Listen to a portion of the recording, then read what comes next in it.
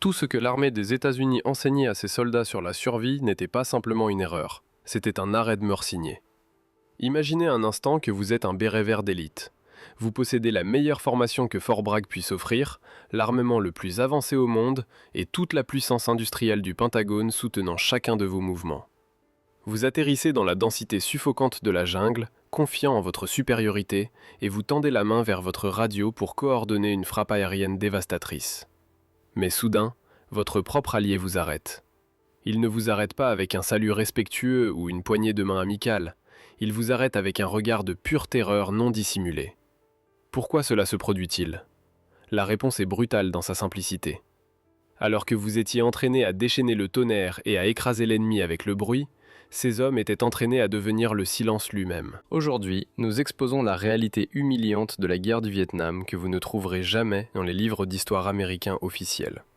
Ceci est l'histoire du jour où un commandant des forces spéciales des États-Unis a réalisé que son entraînement coûtant plus d'1 million de dollars n'était en fait qu'une lettre de suicide enveloppée dans un drapeau. Mais la véritable attaque contre la fierté militaire américaine était encore à venir. C'était dans la province de Phuoc Tuy, au Sud-Vietnam, en 1967. L'air humide et collant pesait sur la jungle comme une lourde couverture mouillée, saturée des odeurs de végétation en décomposition et de feux lointains.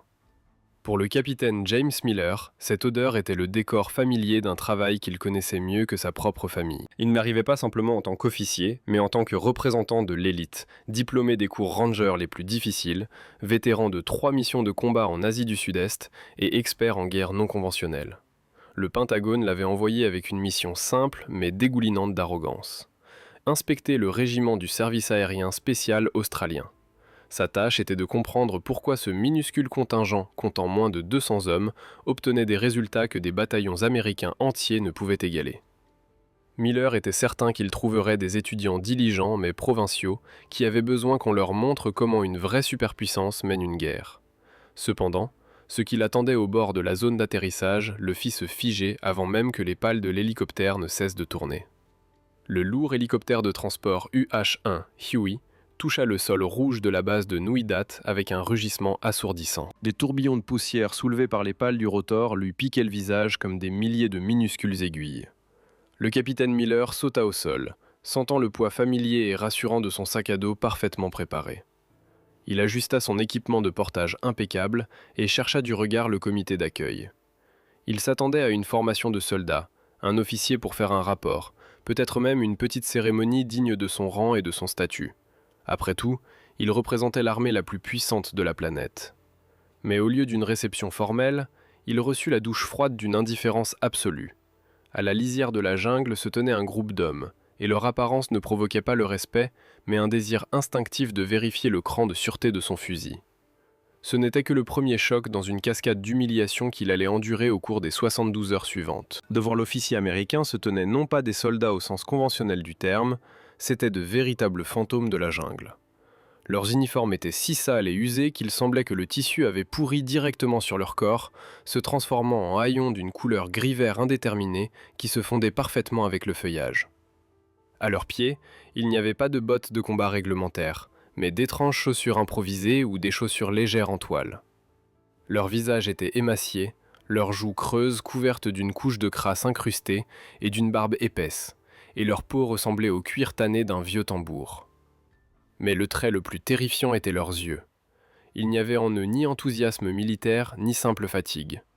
Dans ces yeux se trouvait le vide glacial absolu de prédateurs qui avaient depuis longtemps oublié la civilisation et vivaient uniquement selon les lois de la chaîne alimentaire. Aucun d'entre eux ne bougea un muscle pour saluer.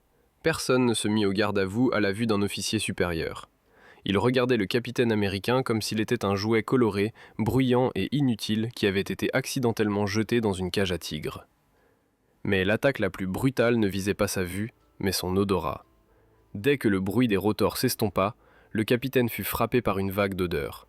Ce n'était pas l'odeur mécanique du carburant diesel ou de l'huile pour armes à laquelle tout militaire est habitué. C'était quelque chose d'organique, d'épais et de nauséabond. Un arôme lourd émanait du groupe d'Australiens, ressemblant à un mélange de sauce de poisson qui avait fermenté dans la chaleur pendant des jours et de sueur humaine vieillie sans lavage pendant des semaines. À cela se mêlait l'odeur de terre humide, de feuilles en décomposition et quelque chose de sauvage. L'officier américain, habitué aux normes d'hygiène de l'armée des États-Unis, réprima à peine une grimace de dégoût.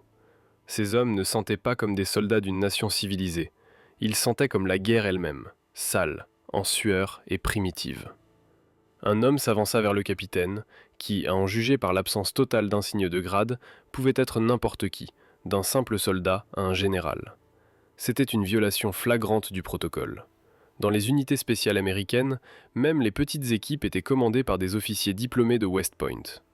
Ici, un sergent s'approchait d'un représentant du Pentagone. Il avait environ 35 ans, ses mouvements fluides et silencieux, comme un grand félin sortant pour chasser. Il ne se présenta pas. Il ne tendit pas la main pour saluer. Il ignora complètement la chaîne de commandement, comme si les barrettes de capitaine brillantes sur le col de Miller ne signifiaient absolument rien dans cet enfer vert. Au lieu d'une salutation, le sergent tendit silencieusement à l'Américain une feuille de papier froissée et sale, arrachée d'un carnet. Le texte écrit dessus au crayon indélébile était court, mais chaque mot frappait l'ego de l'officier plus fort qu'une gifle physique. Ce que le capitaine lut fit monter le sang à son visage d'indignation. C'était une liste de règles écrites sur un ton habituellement réservé aux recrues mentalement déficientes, pas aux officiers d'élite d'une armée alliée. La règle numéro 1 stipulait « N'ouvrez pas la bouche et ne faites aucun son à moins qu'on ne s'adresse directement à vous ».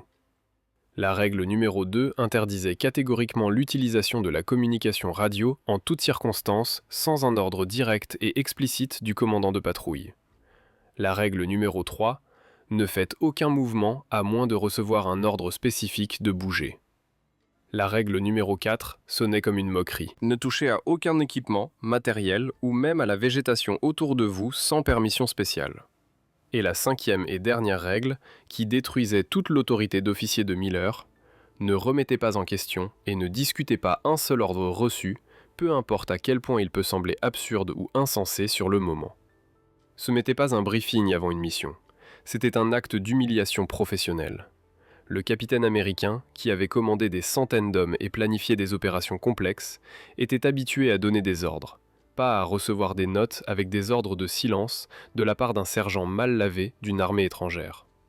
Sa première réaction naturelle fut de froisser ce papier sale et de le jeter au visage de l'insolent.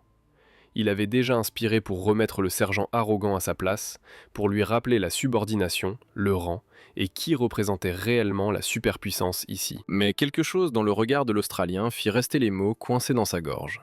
Dans ses yeux bleu pâle, il n'y avait ni défi, ni agressivité. Il y avait une attente calme, presque ennuyée. C'était le regard d'un homme qui avait déjà vu des dizaines de capitaines aussi sûrs d'eux, et qui savait exactement comment leur bravade finirait. Le sergent le regardait non pas comme un subordonné regarde un commandant, mais comme un guide expérimenté regarde un touriste qui a décidé de marcher au bord d'un volcan actif en sandales de plage. Ce regard parlait plus fort que n'importe quel mot. Ici, en dehors du périmètre de la base, votre grade ne vaut rien, et votre ambition pourrait nous coûter la vie à tous. Le capitaine Miller serra la mâchoire et resta silencieux. Il ne savait pas encore que cet accord silencieux était le premier pas vers la destruction complète de tout ce qu'il savait sur la guerre. Et il ne soupçonnait même pas que dans quelques minutes, cet étrange sergent commencerait à jeter ses affaires personnelles directement dans la boue. Le sergent pointa un doigt calleux et durci vers le sac à dos de l'Américain et fit un geste tranchant qui ne nécessitait aucune traduction. « Ouvrez-le !» Le capitaine Miller s'exécuta, ouvrant la fermeture éclair de la toile avec un mélange de confusion et de ressentiment, révélant le meilleur équipement que le complexe militaro-industriel le plus puissant de la Terre pouvait fournir. À l'intérieur se trouvait un trésor de l'équipement moderne du soldat, répulsif anti-insectes formulé par les meilleurs chimistes de l'armée pour repousser le paludisme, pain de savon pour l'hygiène en jungle, tube de dentifrice à la menthe, cartouches de cigarettes, chewing-gum, barres de chocolat et café instantané. C'était une tranche mobile de confort américain, conçue pour maintenir le moral dans une terre hostile. Mais le sergent australien examina chaque article avec une expression qui mélangeait un profond mépris et une pitié sincère. Puis, sans un mot d'avertissement, il commença à attraper des poignées de fournitures du capitaine et à les jeter directement dans un tas sur la terre rouge. Ce n'était pas une suggestion pour alléger la charge, c'était une confiscation. Le pain de savon réglementaire partit en premier, jeté avec un dégoût particulier, comme s'il s'agissait d'un isotope radioactif. Puis le dentifrice suivit, décrivant un arc dans l'air et atterrissant dans la boue. Puis le répulsif anti-insectes, puis les cigarettes, puis le chewing-gum, puis le chocolat, puis le café. Près de la moitié de l'équipement soigneusement sélectionné de l'Américain fut jeté comme des ordures en quelques secondes. Quand Miller ouvrit la bouche pour protester contre cette destruction de propriété gouvernementale, le sergent leva un doigt à ses lèvres. Silence. Le geste n'était pas une demande polie de calme, c'était un ordre. L'Américain écrirait plus tard dans son rapport que ce moment avait failli mettre fin à sa participation à la mission juste là, sur la zone d'atterrissage. Chaque instinct dans son corps criait qu'aucun sergent d'une nation mineure du Commonwealth ne devrait traiter un capitaine de l'armée des États-Unis de cette façon. Mais il n'avait absolument aucune idée que cette humiliation était en fait la seule chose qui se tenait entre lui et une fin tragique. L'explication de cette folie entrait l'officier américain pendant des années. Le sergent pointa la peau de l'Américain, mima une respiration profonde par le nez, puis pointa en direction de la jungle profonde. L'odeur. L'Australien était préoccupé par l'odeur. Miller faillit éclater de rire devant l'absurdité. La jungle puait déjà de 1000 odeurs concurrentes, de la végétation en décomposition à l'eau stagnante. Comment son hygiène personnelle pouvait-elle possiblement avoir de l'importance dans ce chaos olfactif ? Puis le sergent se pencha près de lui, inspira lentement près du cou du capitaine et fit une grimace de dégoût exagérée. Il pointa les aisselles de l'Américain, ses cheveux, son uniforme. Puis il mima un soldat Viet Cong, reniflant l'air et pointant directement leur position avec un fusil. La science derrière cela était terriblement documentée, bien que le Pentagone refusât de la mettre dans les manuels d'entraînement. Les soldats américains étaient approvisionnés en savon fabriqué selon des spécifications industrielles américaines spécifiques, créant des fragrances distinctives qui n'existaient pas dans la nature. Répulsifs anti-insectes contenant des produits chimiques qui s'évaporaient dans l'air humide, dentifrice à la menthe artificielle, déodorants avec des composés parfumés. Tous ces produits créaient ce que les traqueurs Viet Cong appelaient l'odeur américaine. Dans l'humidité intense de la jungle, ces signatures chimiques se propageaient sur des centaines de mètres. L'ennemi avait grandi dans cet environnement. Il connaissait intimement son odeur naturelle. L'odeur de bouse de buffle, de terre humide et de fumée de bois. Il ne connaissait pas l'odeur de menthe poivrée ou de savon industriel. Pour un tracker Viet Cong, une patrouille américaine n'avait pas besoin d'être vue. Elle pouvait être sentie à 300 mètres. Il l'appelait le parfum de la faim, parce qu'il annonçait les cibles aussi clairement qu'une enseigne au néon clignotante dans l'obscurité. Les Australiens avaient résolu ce problème par des méthodes qui dégoûtaient absolument leurs alliés civilisés. Les opérateurs du SAS australien arrêtaient d'utiliser du savon 3 à 4 jours avant la patrouille. Ils n'utilisaient pas de dentifrice commercial, pas de répulsif anti-insectes, pas de produits d'hygiène avec des produits chimiques artificiels. Ils laissaient les huiles naturelles et les bactéries s'accumuler sur leur peau, créant un profil olfactif indiscernable de la jungle elle-même. Certains opérateurs se frottaient même avec la végétation locale, dormaient là où l'odeur animale était forte, ou consommaient des aliments locaux qui changeaient leur chimie corporelle. Le résultat était une patrouille qui sentait comme l'environnement, plutôt que comme une pharmacie mobile. Les trackers Viet Cong pouvaient passer à quelques mètres d'eux sans détecter quoi que ce soit d'inhabituel. Le sergent avait dépouillé Miller de ses conforts, non pas pour être cruel, mais pour enlever la cible chimique peinte sur son dos. Mais le véritable cauchemar commença quand ils entrèrent finalement dans l'enfer vert. La patrouille partit à 4 heures du matin, se glissant à travers les barbelés du périmètre dans l'obscurité totale. Le capitaine Miller connaissait parfaitement le rythme de ses opérations. Bouger vite, couvrir du terrain, atteindre l'objectif. La doctrine américaine mettait l'accent sur la vitesse et l'agressivité. Trouver l'ennemi, le fixer, le détruire avec une puissance de feu écrasante. Cette philosophie avait gagné la Seconde Guerre mondiale. Cette philosophie était enseignée à tous les niveaux de l'éducation militaire américaine. Les Australiens n'avaient apparemment pas lu les mêmes manuels. La première heure de mouvement couvrit environ 300 mètres. 300 mètres. L'Américain pouvait parcourir cette distance en 4 minutes sur un trottoir chez lui. Pourtant, 60 minutes après le début de la patrouille, il pouvait encore voir la faible lueur des lumières du périmètre de nuit date derrière lui. Les Australiens se déplaçaient avec une lenteur atroce, chaque homme plaçant ses pieds comme un chirurgien faisant une incision. Ils ne poussaient pas à travers la végétation, ils coulaient autour d'elle, trouvant des chemins qui s'ouvraient naturellement et se refermaient silencieusement derrière eux. Toutes les quelques minutes, la patrouille entière se figeait, pas ralentissait, se figeait. Immobilité complète durant de 30 secondes à 10 minutes. Les Australiens semblaient arrêter de respirer. Ils devenaient indiscernables des arbres qui les entouraient. La frustration de l'Américain montait vers une explosion dangereuse. À 6 heures du matin, ils avaient couvert peut-être 500 mètres au total. Son entraînement criait qu'il gaspillait la couverture de l'obscurité, abandonnait l'initiative et laissait à l'ennemi le temps de se préparer.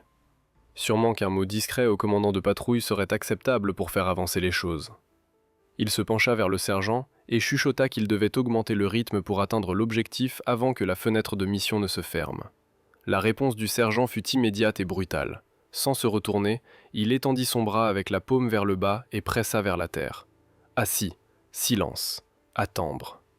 Le geste réduisait un capitaine de l'armée des États-Unis au statut d'un enfant désobéissant dans une bibliothèque.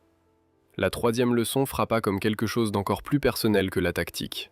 À l'approche de la tombée de la nuit, l'Américain s'attendait à établir une communication avec le quartier général. La doctrine américaine exigeait des rapports de situation réguliers. En manquer un était grave. En manquer deux déclenchait l'inquiétude. En manquer trois lançait une opération de recherche et de sauvetage. Miller tendit la main vers le combiné de sa radio, ayant besoin du réconfort d'une voix amicale. Il trouva la main du sergent, l'arrêtant à nouveau. La poigne était comme du fer, et les yeux bleu pâle transmettaient un message qui ne nécessitait aucun mot. Non. Le sergent passa lentement un doigt en travers de sa gorge. Transmission radio égale la fin. L'Américain voulait argumenter que le cryptage moderne rendait les interceptions presque impossibles, que l'équipement américain était le plus sécurisé au monde. Mais il se souvint des règles, ne pas remettre en question les ordres. Il regarda avec incrédulité les Australiens établir leur position de nuit sans transmettre un seul mot à la base. Il apprendrait plus tard que les patrouilles australiennes passaient régulièrement 48 à 72 heures sans communication radio. Ils utilisaient des ruptures de squelch à la place, pressant le bouton de transmission une fois pour oui, deux fois pour non, des signaux si brefs que l'équipement de radiogoniométrie ne pouvait pas les localiser. La raison de cette paranoïa extrême était documentée dans des statistiques tragiques que le commandement américain ignorait. Le renseignement des transmissions Viet Cong était devenu extraordinairement sophistiqué en 1967. Ils avaient capturé de l'équipement radio américain. Ils avaient étudié les procédures américaines. Ils savaient que les patrouilles américaines transmettaient à intervalles réguliers. Ils avaient développé des techniques de triangulation qui localisaient les patrouilles en quelques minutes après une émission. Des documents capturés décrivaient des opérations exploitant la discipline radio américaine. Attendre le rapport programmé, trianguler la position, mettre en place les éléments d'embuscade, attendre la transmission suivante pour confirmer, puis déclencher le piège. Des patrouilles américaines avaient été éliminées en utilisant exactement cette méthodologie. Le Pentagone savait. Les commandants savaient. Mais changer les procédures institutionnelles était trop difficile. Les Australiens acceptaient que le silence était plus précieux que la coordination. Ils entraînaient leur quartier général à faire confiance aux chefs de patrouille opérant sans directive. Ils développèrent des méthodes de communication alternatives qui ne révélaient pas les positions, et ils perdirent dramatiquement moins d'hommes dans les embuscades. Les chiffres étaient frappants. Le SAS australien subit environ 25 hommes perdus au combat ennemi pendant tout leur déploiement au Vietnam. Les unités d'opération spéciales américaines en perdaient autant en quelques mois individuels. Le silence radio n'était pas la seule raison de cette disparité, mais c'était significatif. Le capitaine Miller était allongé dans l'obscurité. Le silence pesait sur ses tympans, se sentant seul et abandonné. Il ne réalisait pas encore que sa radio, sa ligne de vie vers le monde civilisé, était en fait une laisse, et l'ennemi tenait l'autre bout. Le matin du 4e jour apporta avec lui une chaleur suffocante qui semblait monter non pas du soleil, qui était encore caché derrière la triple canopée de la jungle, mais du cœur même de la terre. La patrouille se déplaçait depuis 2 heures, maintenant ce rythme atrocement lent que le capitaine Miller en était venu à détester et à respecter à contre-cœur. Chaque muscle de son corps souffrait de la tension contre nature de placer chaque pied avec une précision chirurgicale. Le silence était absolu, rompu seulement par le goutte-à-goutte rythmique de la condensation des feuilles de fougères géantes et l'appel moqueur et distant d'un gibbon. Miller était épuisé, déshydraté et dépouillé de tout confort qu'il avait jamais connu en tant qu'officier américain.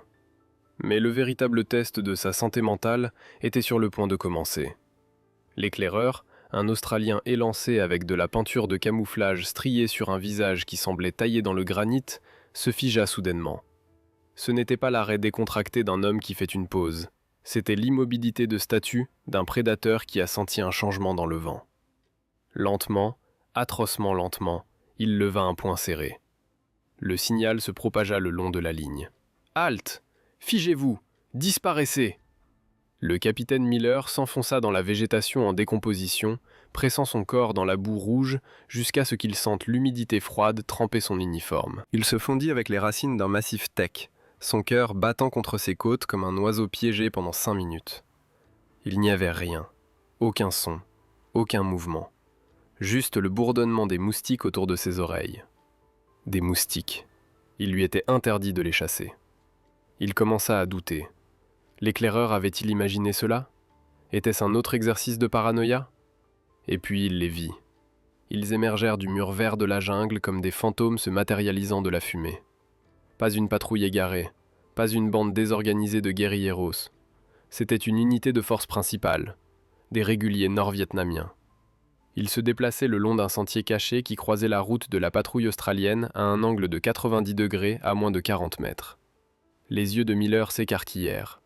Il commença à compter, son esprit s'emballant avec des calculs professionnels.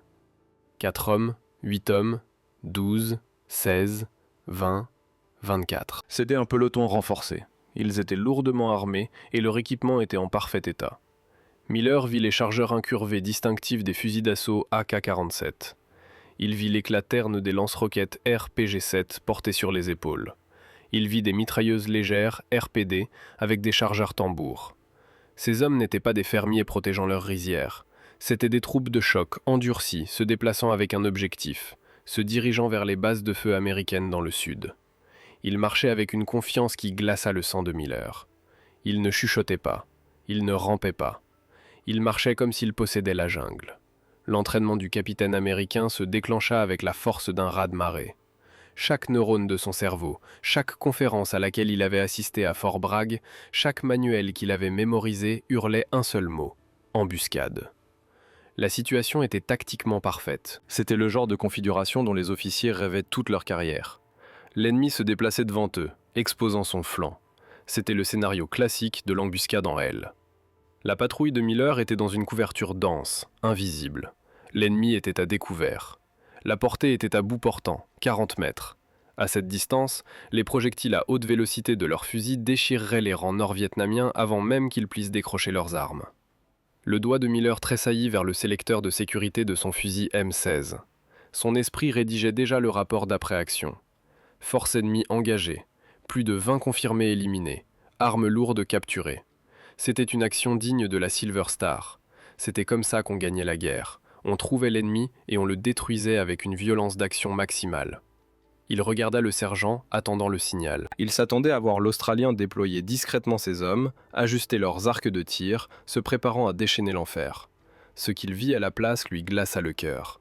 Le sergent ne bougeait pas. Il n'ajustait pas son arme. Il ne regardait pas Miller.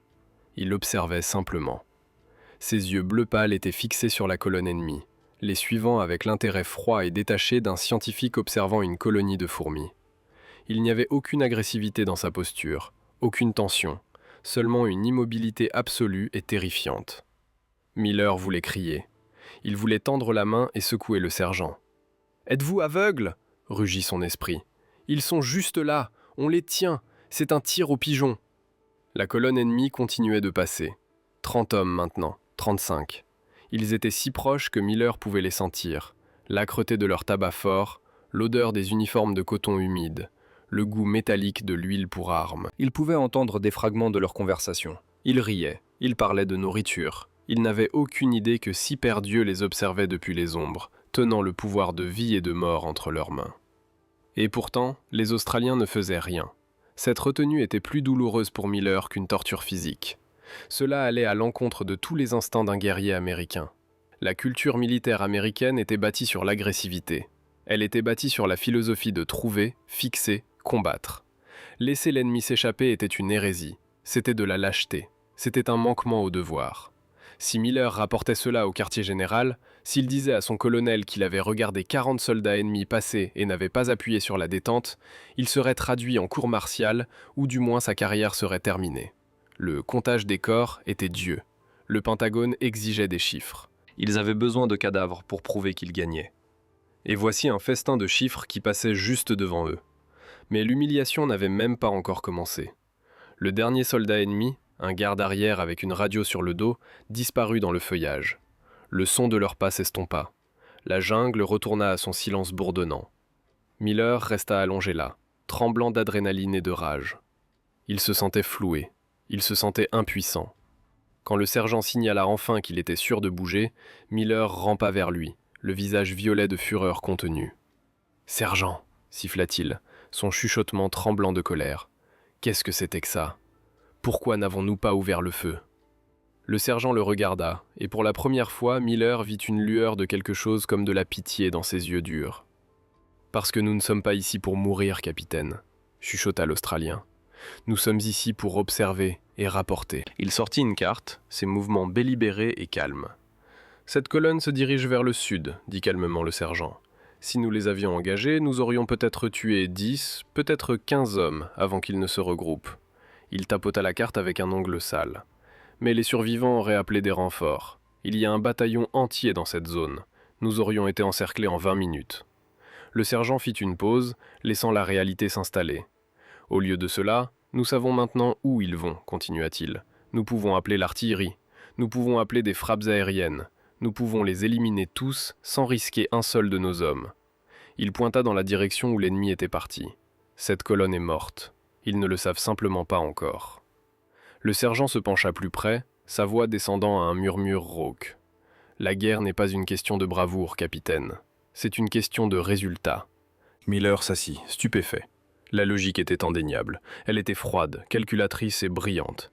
Il avait pensé comme un boxeur, cherchant un coup de grâce. Les Australiens pensaient comme des joueurs d'échecs, sacrifiant un pion pour prendre l'arène. Il réalisa alors que son entraînement, trouver, fixer, combattre, était en fait une forme d'aveuglement.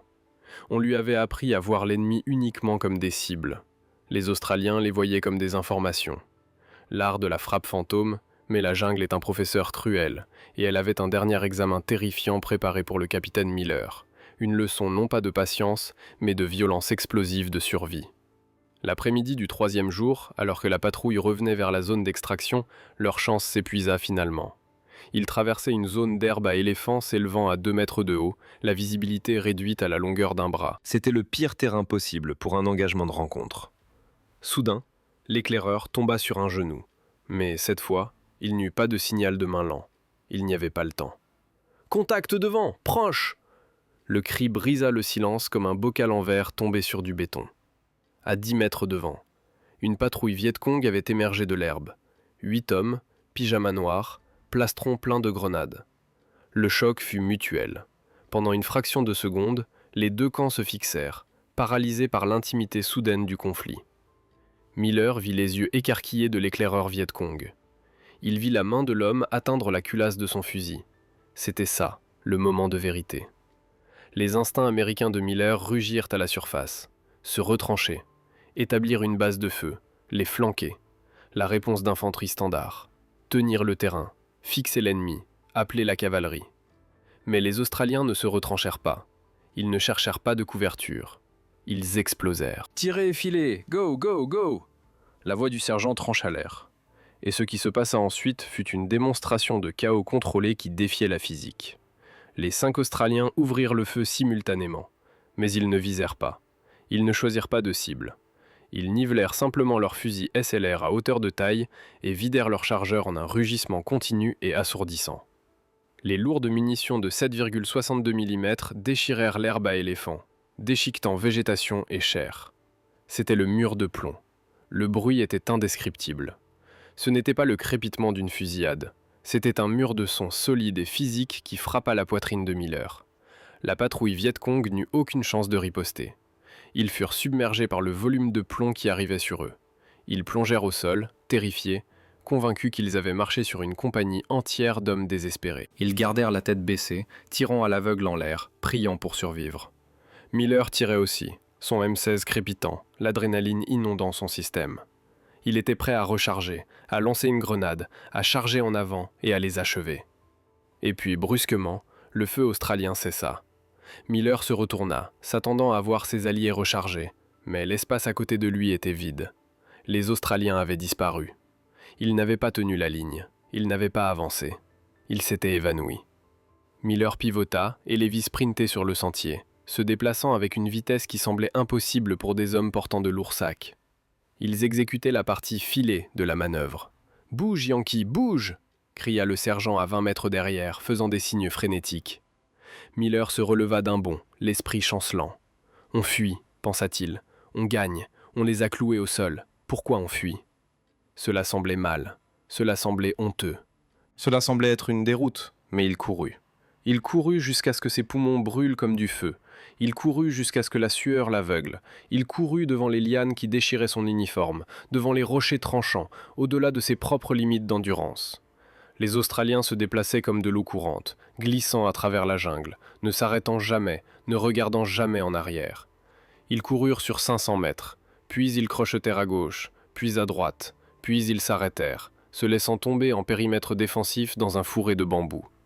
Le silence revint dans la jungle, un silence lourd, haletant. Miller s'effondra contre un arbre, respirant bruyamment, la poitrine se soulevant. Il regarda le sergent, prêt à exiger une explication pour cette lâcheté. « Écoute », siffla le sergent, levant une main. Miller retint son souffle. De là où ils avaient eu le contact, à 500 mètres, venait le son de la guerre. Boum, boum, boum. Des obus de mortier tombaient. Puis vint le crépitement de mitrailleuses lourdes. Puis l'explosion des grenades. Les Vietcong martelaient le site de contact. Ils déversaient des explosifs puissants dans l'herbe à éléphants. « Tu entends ça ?» chuchota le sergent, un sourire sinistre effleurant ses lèvres. « C'est l'équipe de renfort. Ils étaient probablement à 300 mètres parallèles à nous. Si nous étions restés là 2 minutes, juste 2 minutes pour nous battre, nous serions sous ce barrage de mortiers en ce moment. » Miller sentit le sang quitter son visage. « La tactique WC, c'est de coller à la ceinture, » expliqua le sergent, sa voix calme et clinique. « Il s'approche, il te cloue au sol, et puis il s'empile. Il submerge. Ça ne les dérange pas de perdre 8 hommes pour te fixer en place, parce qu'une fois que tu es fixé, ils amènent les mortiers. Ils amènent l'artillerie lourde. Nous leur avons refusé la cible. » Il fit un geste vers ces hommes qui vérifiaient déjà leur chargeur. Nous les avons frappés avec tout ce qu'on avait pour leur faire garder la tête baissée. Nous leur avons fait croire qu'on était en peloton. Et pendant qu'ils se terraient dans la boue, attendant de mourir, nous sommes partis. Nous ne sommes pas ici pour tenir un territoire, capitaine. Nous sommes ici pour éliminer l'ennemi et rentrer chez nous. Il n'y a pas de prix pour mourir sur un bout d'herbe à éléphant. Miller écouta les explosions lointaines déchirer la jungle vide. Il réalisa que la lâcheté de la retraite était en fait une leçon magistrale de survie. Les Américains seraient restés. Ils auraient appelé une évacuation médicale. Ils en auraient fait une bataille de 2 heures et ils auraient perdu des hommes. Les Australiens avaient tiré, terrorisé l'ennemi et disparu avant que le piège ne se referme. Ils avaient trompé la mort en refusant de jouer selon les règles de l'honneur. Le capitaine Miller regarda ses mains. Elles tremblaient, non pas de peur, mais de la réalisation de combien il avait été proche de mourir à cause de son propre entraînement. Il regarda le sergent australien, qui nettoyait calmement une tache de saleté de son fusil. Pour la première fois de sa vie, le béret vert se sentit comme une jeune recrue. Il réalisa que tout ce qu'il savait sur la bravoure était un mensonge. La bravoure n'était pas de rester et de se battre quand on était en infériorité numérique. La bravoure était d'avoir la discipline de fuir pour pouvoir se battre à nouveau selon ses propres termes. Le tirer et filer n'était pas juste une tactique, c'était une philosophie. Une philosophie qui disait « Le seul combat équitable est celui dont on sort vivant ». L'air du matin semblait assez épais pour être mâché, et la jungle semblait calme seulement pour les gens qui n'y avaient jamais été chassés. Le capitaine Miller était allongé, pressé contre des feuilles humides, les yeux fixés sur un sentier étroit qui coupait à travers le mur vert comme une entaille de couteau. La patrouille était restée immobile assez longtemps pour que des crampes s'installent, et le silence était si complet qu'il faisait de chaque battement de cœur une diffusion. Puis le sol commença à trembler avec le doux battement rythmique de bottes. Une colonne de réguliers ennemis apparut, ne trébuchant pas comme des guérilleros effrayés, mais se déplaçant comme une machine entraînée. Leurs fusils étaient propres, leur formation disciplinée, leur allure régulière, et leur confiance était indubitable. Miller compta sans cligner des yeux. 4, 8, 12, 16, 20, 24 et encore plus, filtrant à travers les arbres, comme si la jungle elle-même les alimentait sur le sentier. Tout dans l'entraînement de l'officier américain s'alluma comme une sirène d'alarme. C'était le genre de cible que la doctrine américaine réclamait. Un groupe serré, flanc exposé, courte portée, ligne de tir dégagée et surprise totale. Une embuscade, une explosion de violence, un rapport propre au quartier général, et la carte montrerait des progrès. Les mains de Miller se crispèrent sur son fusil, et son esprit s'emballa vers l'arithmétique familière de la guerre. Mais ce n'était que le premier coup à son orgueil. Il regarda le sergent australien pour le signal qui transformerait les arbres en tonnerre. Ce qu'il vit à la place fut une immobilité si absolue qu'elle semblait contre nature. Les Australiens ne changèrent pas de position. Ils ne levèrent pas leurs armes. Ils ne se préparèrent pas à frapper. Ils observèrent simplement, suivant la colonne avec l'attention froide d'hommes qui se souciaient plus des schémas que des trophées. L'ennemi passa à une distance qui fit frissonner la peau de Miller. Il pouvait voir des traces de sueur sur les uniformes. Il pouvait distinguer le poids des sacs et la forme des armes lourdes. Il pouvait entendre des voix basses et le cliquetis de l'équipement. Les cibles étaient assez proches pour être touchées, et pourtant la patrouille resta silencieuse, avalant le moment comme une pilule amère. Les instants de Miller n'étaient pas simplement en désaccord avec cela. Il se rebellait contre. La culture américaine récompensait l'agressivité, récompensait l'initiative, récompensait la frappe décisive. Dans ce monde, laisser un peloton s'échapper ressemblait à de la faiblesse, à de l'hésitation, à de l'échec. Mais les Australiens n'échouaient pas, et ils choisissaient de ne pas jouer le jeu de l'ennemi. Et puis la vraie logique frappa comme de l'eau glacée. Une fusillade ne resterait pas petite.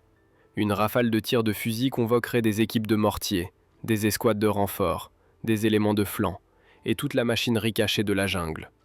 6 hommes ne pouvaient pas gagner ce calcul. Même une embuscade réussie pouvait devenir une tragédie en quelques minutes si elle fixait la patrouille en place et permettait à l'ennemi de converger. Les Australiens ne chassaient pas des corps, ils chassaient des informations. La patrouille tint, observa, et laissa la colonne s'évanouir, emportant son secret vers le sud. Mais la jungle n'en avait pas fini. Pas du tout. 2 heures plus tard, toute l'atmosphère changea, et elle changea vite. L'air semblait mauvais, les oiseaux se turent, et le sergent arrêta la ligne avec un petit signal sec qui portait le sens du danger sans un seul mot. Le message était simple. Quelqu'un était derrière eux. Ils étaient pistés. Pour Miller, cette idée était un cauchemar.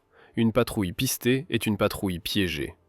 L'impulsion américaine normale était la vitesse, la distance et un appel radio pour de l'aide.